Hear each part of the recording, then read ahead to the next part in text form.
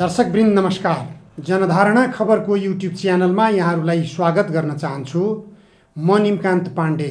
आज 2080 मङ्सिर 14 गते देशमा राजा फर्काउने कि नफर्काउने, राजा फर्काए कस्तो राजा फर्काउने, सेरेमोनियल राजा वा सक्रिय राजा? निश्चित रूपमा गणतन्त्रवादी नेताहरूलाई सक्रिय राजा फर्काउने त कल्पना पनि गर्न सकिँदैन। तर कस्तो राजा? राजा रहनुमा र नरहनुमा के भिन्नता छ? एकपटक हामी नेकपा एमालेका पूर्व महासचिव मदन कुमार भण्डारीको यो शब्द सुनौं। ठुलो कुनै आपत्ति गर्दैन, तर सामन्तवाद, दलाल, नोकरशाही, पुँजीवाद र साम्राज्यवादको शोषण रह्यो भने राजा नरहे पनि वास्तवमा हाम्रो स्थितिमा कुनै परिवर्तन आउँदैन। मदन भण्डारीका यी शब्दहरूलाई मध्यनजर गर्दा देशमा सामन्तवादको अन्त्य भयो कि भएन, यो प्रश्न गम्भीर रूपमा हाम्रा सामु उठ्छ। साम्राज्यवादको अन्त्य भयो कि भएन, यो प्रश्न हाम्रा सामु गम्भीर रूपमा उठ्छ। राजा गयो, राज संस्था गयो, राज संस्थालाई सामन्तवादको प्रतीकको रूपमा लिने गरिन्छ।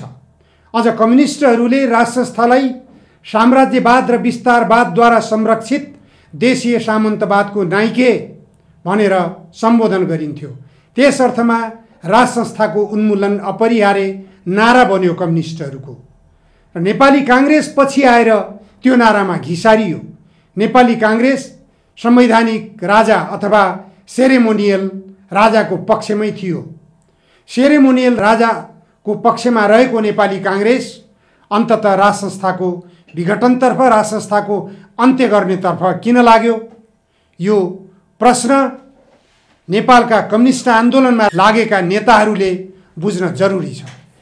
बीपी कोइरालाले पनि भन्नुभएको थियो, देशमा प्रजातन्त्र आयो भने नेताहरूका गाला चिल्ला हुनेछन्, नेताहरूका गाडी चिल्ला हुनेछन्, नेताहरूका महल ठुला हुनेछन्, सुकिला मुकिला नेताहरू विरुद्ध कार्यकर्ता पङ्क्तिले विद्रोह गर्नुपर्ने हुन्छ, फेरि उनीहरू विरुद्ध आन्दोलन गर्नुपर्ने हुन्छ।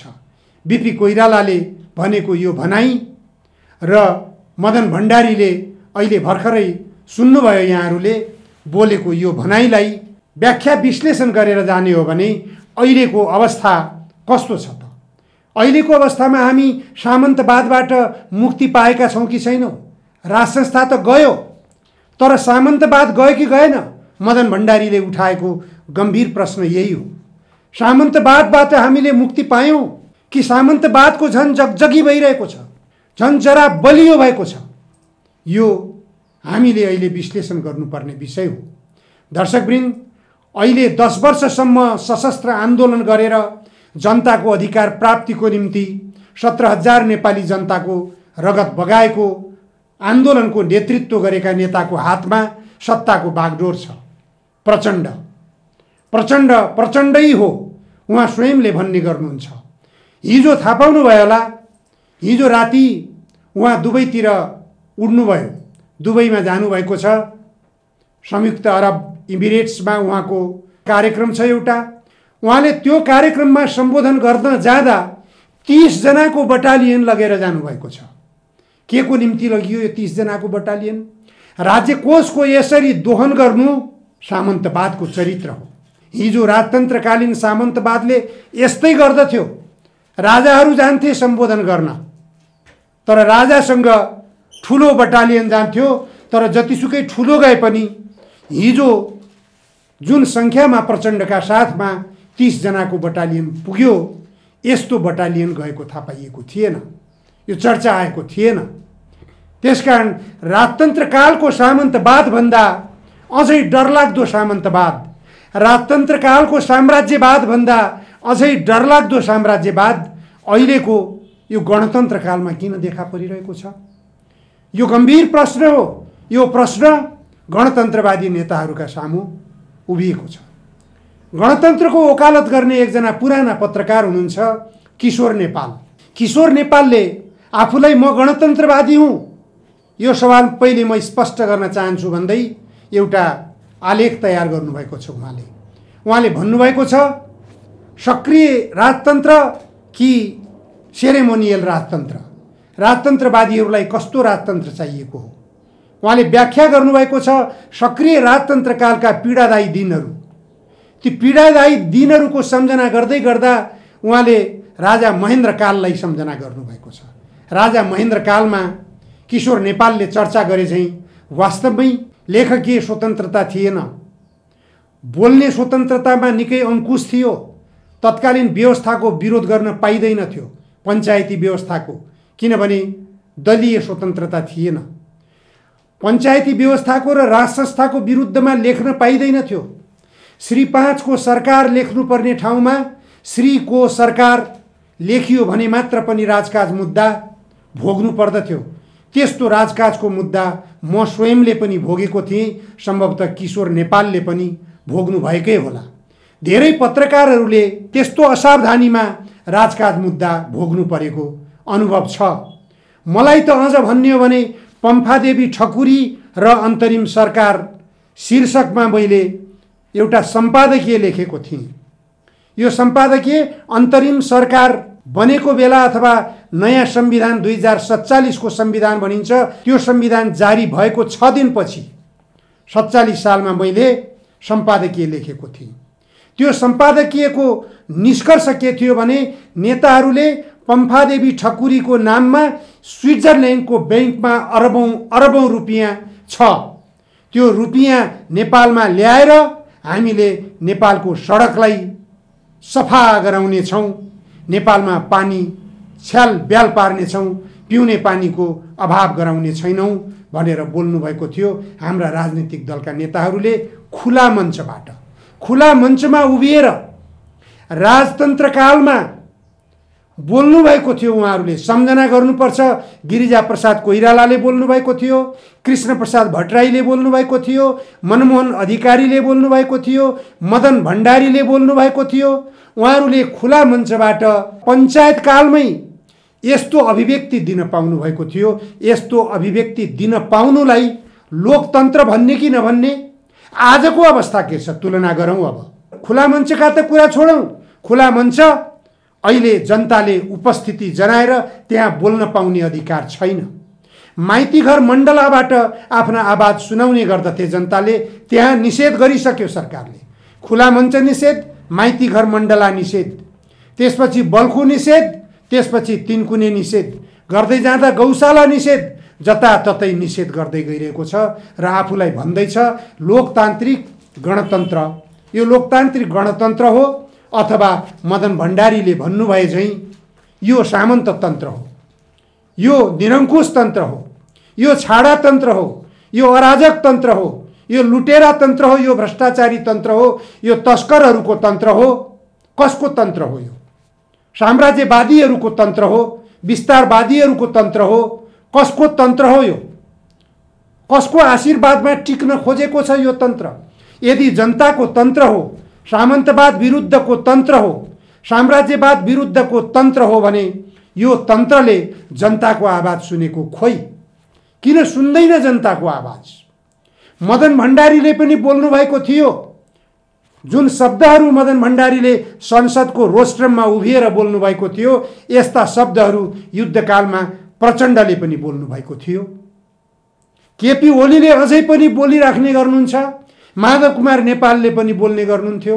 जग्गा जोत्नेहरूको नाममा हुनुपर्छ, सामन्तहरूका नाममा रहेका जग्गा जमिनहरू खोसेर उनीहरूका जग्गा, उनीहरूका नामका जग्गा थुतेर जोताको नाममा जग्गा जमिन गराइने छ भनेर प्रचण्डले पनि बोल्नु भएको छ, मदन भण्डारीले पनि बोल्नु भएको छ, केपी ओलीले पनि बोल्नु भएको छ, माधव नेपालले बोल्नु भएको छ, झलनाथ खनालले बोल्नु भएको छ, डाक्टर बाबुराम भट्टराईले बोल्नु भएको छ।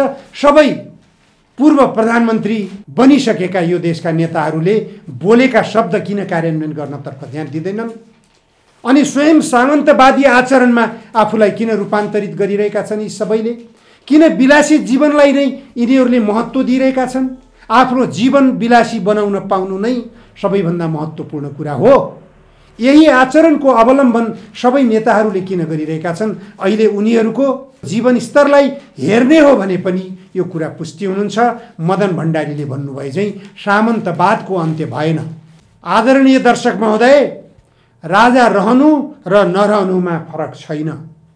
अहिले राजा रहनु र नरहनुमा कति फरक छ, के फरक छ जनताको निम्ति, त्यो सबैभन्दा परिपक्व ढङ्गले अत्यन्त बौद्धिकतापूर्ण ढङ्गले राजनीतिक नेताहरूले विश्लेषण गर्नुपर्छ। राजा रहँदाखेरिको अवस्था, हामीले खुला मञ्चमा रानी राजाहरूको नाममा स्विजरल्यान्डको ब्याङ्कमा खरबौँ रुपियाँ जम्मा छ, त्यो रुपियाँ नेपालमा ल्याएर झिकाएर हामीले यो देशको काया पलट गर्नेछौँ भनेर बोलेका नेताहरूलाई सम्झाउनको निम्ति एउटा पत्रकारले सम्पादकीय लेख्छ, अन्तरिम सरकार र पम्फादेवी ठकुरी। को हो त्यो पम्फादेवी ठकुरी? नेताहरूले पम्फादेवी ठकुरीको नाममा स्विस ब्याङ्कमा छ भनेर बोलेको कुरालाई आम नेपाली जनताले पम्फादेवी ठकुरी भनेको रानी ऐश्वर्य हुन् भनेर बुझेका छन्। रानी ऐश्वर्यको नाममा स्विस ब्याङ्कमा पैसा छ भनेर नेताहरूले भने भन्ने बुझाइ जनताको छ। त्यसकारण रानी ऐश्वर्य जहाँ पुग्छिन् त्यहाँ जनताले पम्फादेवी ठकुरी मुर्दाबाद भनेर नाराबाजी गरिरहेका छन्। नेताहरूले स्पष्ट गर्नु पर्यो पम्फादेवी ठकुरी को हो। मैले लेखेको सम्पादकीयको निष्कर्ष यति थियो। यो निष्कर्ष लेखे बापतमा त्यो बेला गृहमन्त्री हुनुहुन्थ्यो नेपाली काङ्ग्रेसका नेता योग प्रसाद उपाध्याय। उहाँले 14 जना प्रहरीको बटालियन मेरो गिरफ्तारीको लागि मेरो पत्रिका प्रकाशन हुने छापाखानामा पुर्याउनु भयो। म पक्राउ परेँ। त्यो बेला अहिलेका प्रचण्डको नेतृत्वमा रहेको पार्टीको मुखपत्रको रूपमा मैले पत्रिका चलाउँथेँ। योजना साप्ताहिकमा लेखिएको त्यो सम्पादकीयलाई निशाना बनाएर 14 जना प्रहरीहरूले मलाई हतकडी लगाएर महेन्द्र पुलिस क्लबमा लगेर बयान गराएका हुन्।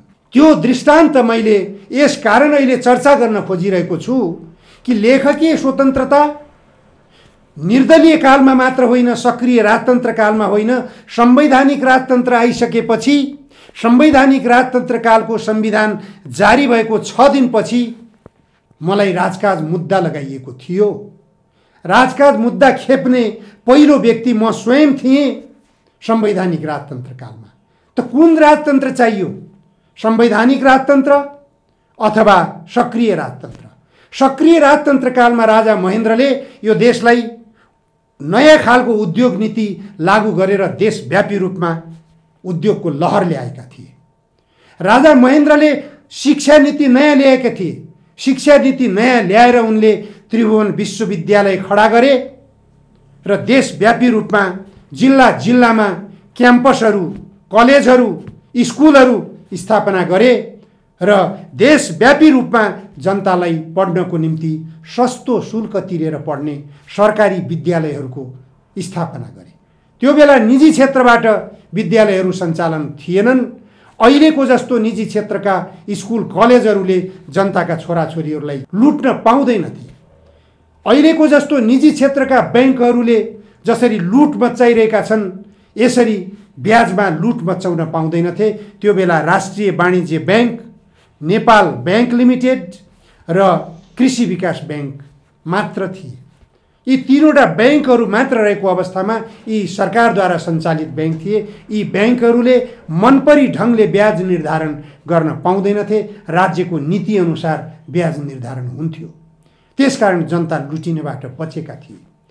पछि राजा वीरेन्द्रले पनि सक्रिय राजतन्त्र कालको महसुस गर्नुभयो। उहाँले पनि अभ्यास गर्नुभयो। राजा महेन्द्र 28 सालमा बित्नुभयो। उहाँ बितिसकेपछि राजा वीरेन्द्रले राज्य सञ्चालन गर्नुभयो सक्रिय राजाको रूपमा। त्यस समयमा पनि शिक्षा नीति त्यही किसिमको चलिरहेको थियो जो महेन्द्रले चलाउनु भएको थियो। उद्योग नीति त्यही चलेको थियो जो महेन्द्रले चलाउनु भएको थियो।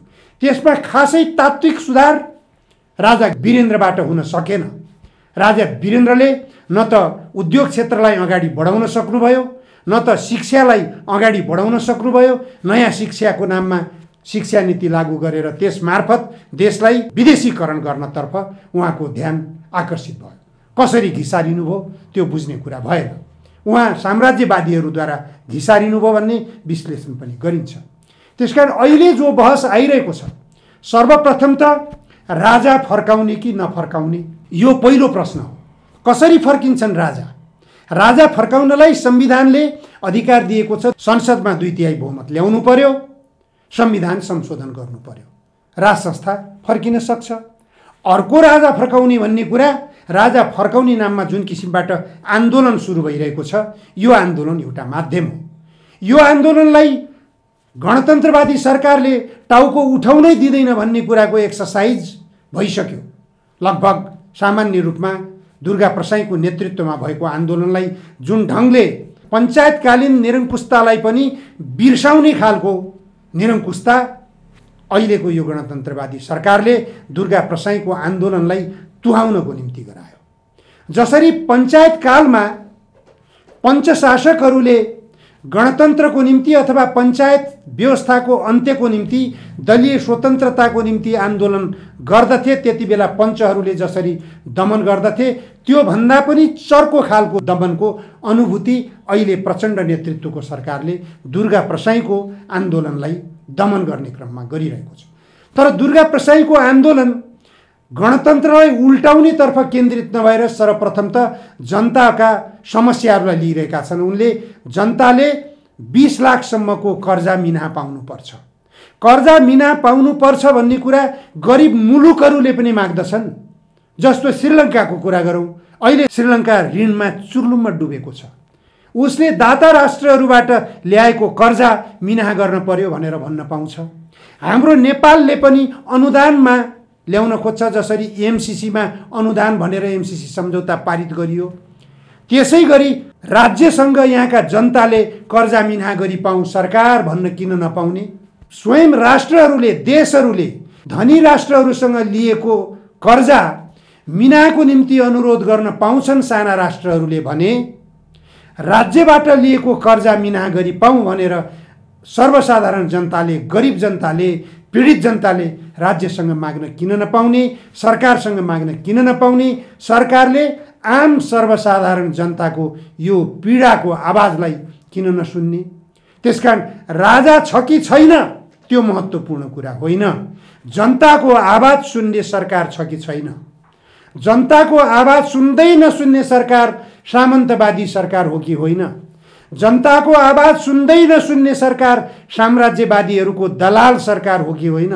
विस्तारवादीहरूको दलाल सरकार हो कि होइन? मदन भण्डारीले भन्नुभएको थियो, साम्राज्यवादी र विस्तारवादीहरूको दलालको रूपमा यदि सरकार प्रस्तुत हुन्छ भने त्यो अवस्थामा हामी नेपाली जनताले आन्दोलन गरिरहनु पर्ने हुन्छ, आन्दोलनको विकल्प हुँदैन। सरकारको विरुद्ध पनि आन्दोलन गर्नुपर्ने हुन्छ भनेर मदन भण्डारीले पनि भन्नुभएको थियो, प्रचण्डले पनि भन्नुभएको थियो। अहिले पनि सुन्न सकिन्छ प्रचण्डका अभिव्यक्तिहरू। बाबुराम भट्टराईले पनि भन्नुभएको थियो। त अहिलेको हाम्रो देशको सरकारको गतिविधिहरू, यसको कार्यशैली सामन्तवादी कार्यशैली छ कि सामन्तवाद विरोधी कार्यशैली छ? समीक्षा गरौँ, एउटै टेबलमा बसेर छलफल गरौँ। म पनि तयार छु तपाईहरूको कार्यशैली पूर्ण रूपमा निरङ्कुशतावादी, सामन्तवादी छ भनेर पुष्टि गर्न सकिने तमाम आधार छन्। कमरेड प्रचण्ड, हिजो तपाईले 31 जना वैदेशिक रोजगारीमा जाने नेपाली युवाहरूलाई बिचल्लीमा पारेर 2 घण्टा पछि उड्नुपर्ने विमानलाई 2 घण्टा अगावै उडाएर 30 जनाको बटालियन लगेर दुबई जानुभयो। यो सामन्तवादी शैलीको विरोध ती 31 जना युवाहरूले गरिरहेका छन्। ध्यान पुर्याउनुहोस्, यो सामन्तवादी चरित्रको विरोध जहाँ गए पनि हुन्छ। तपाईँ अहिले राजतन्त्र भएको मुलुकमा गइरहनु भएको छ, मुस्लिम धर्म सापेक्ष मुलुकमा गइरहनु भएको छ। कुनै पनि धर्म सापेक्ष मुलुकमा कस्तो वातावरण हुन्छ भन्ने कुरा अनुभव गर्नुहोस्, महसुस गर्नुहोस् र तपाईँले यो लोकतान्त्रिक गणतन्त्र भएको देशमा के गरिरहनु भएको छ त्यो देशभित्र फर्केर आफ्नो कार्यशैलीको समीक्षा गर्नुहोस्। हस्, आजलाई यति मात्र। धन्यवाद, नमस्कार। म निमकान्त।